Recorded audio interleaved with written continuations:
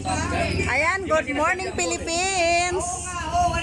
Yung paninda ni Rosie na sagi ng garbage truck, pero hindi naman kasalanan to ng ano. Yung kaya yan. Hindi naman napansin po ito na nakatusok na dito. Oh, hindi nyo ano yan kasi bawal talaga ang payong. Wala pong walang sadya dyan kay sino ba? Naghanap buhay tayo eh. Para tayo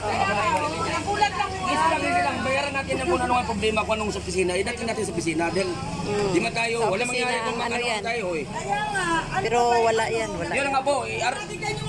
kasi bawal Yun nga po. Huwag mo na po. Pagka-picturean natin. Pakita natin sa kanila. Oh. Kasi kila tusok na sa Segmero. Na ano, oo. Dito. Nabuwal na. Buwal talaga. Hindi naman kami nagreklamo, alam naman namin, di ba? Oo, pero Kaya nga, napasagot ako ng mataas din po sa bakit naman, kuya, kahit naman sabihin mong ano, wala naman nagsabi po ng bawal yan. Anak buhay yan eh. anak buhay na, Ah. pinag-anuan, may sinasabi pa ba? Kayo daldal ng daldal din eh. Ay, kayo nga. Kayo nga ang ano eh. Tumigil ka na lang, kuya. Ang kasamaan na lang ng loob ang gagawin. Ano naman namin bawal eh. Pagkain, hindi naman tayo pinababayaran eh. Nagsasalita ka rin. Alam na, bawal. Anak ko, hindi na maayos to. Sabi nga bawal po. Sabi ko, hindi man sinasadya. Ay, makasama ko, bawal daw kami rito dahil vendors kami. Okay lang, wala namang problema eh. Hanap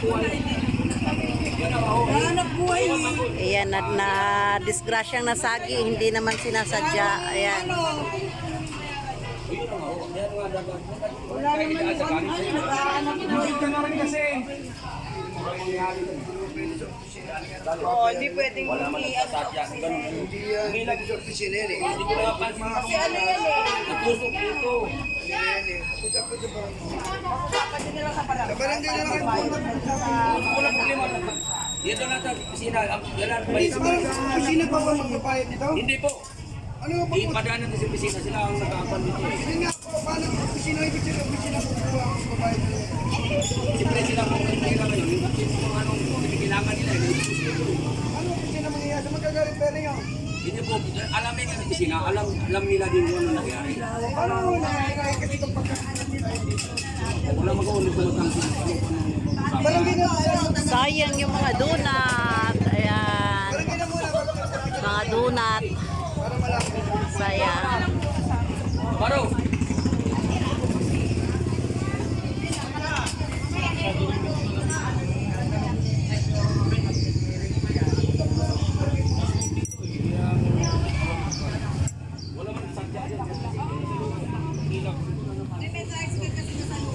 Oh, may oo. Ayan.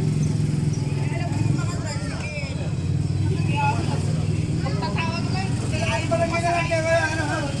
Barangay na lang.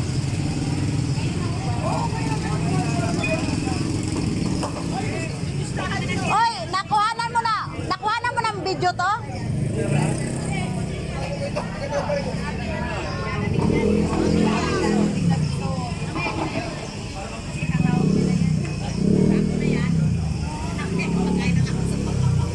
Oh, wala na yan. Charge to experience na to. Sayang yung mga paninda ni Rosie. Na. Sayang. Hindi na. Sige po, okay lang.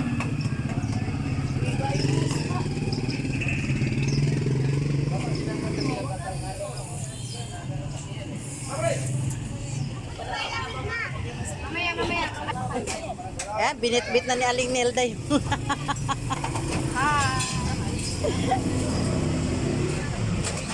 Sayang. Sayang. Bigyan na lang kita ng money. Sayang. Ang aga natapos. Aga natapos. Magamitin pa ba ito? Mags. Kaya na sa bata. Kasi wala to. Ito mo. Wala na. Na ano yan, hindi na pwedeng bilhin. Nasama ba to? Oo, hindi na kasama yan. Malinis yan. Pinulot niya ni Ate Rosie yan. Pinulot ko nga yan.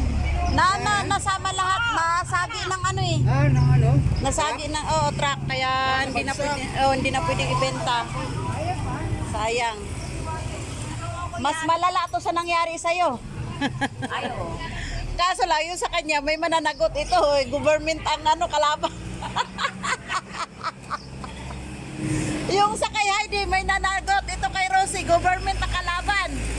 Kaya mas mahirap ang kalagayan ni Rosie.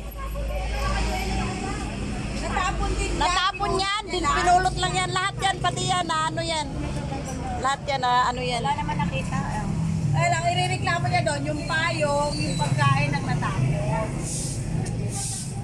Hindi kasalanan ng yan.